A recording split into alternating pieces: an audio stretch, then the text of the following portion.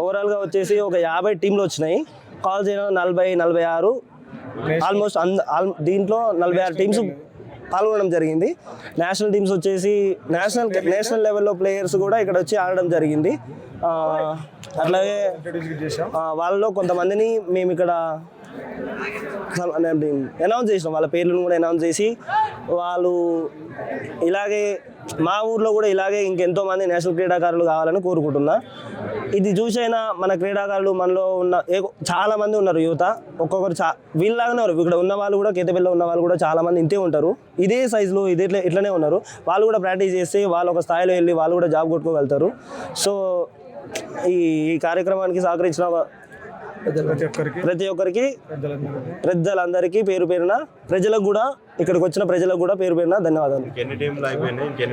ఇప్పుడు super league అంటే లీగులు మొత్తం అయిపోయినాయి. లీగులు ఏంటో 6 టీములు మిగిలినాయి, 6 ప్రైజులు కాబట్టి 6 టీములు మిగిలినాయి.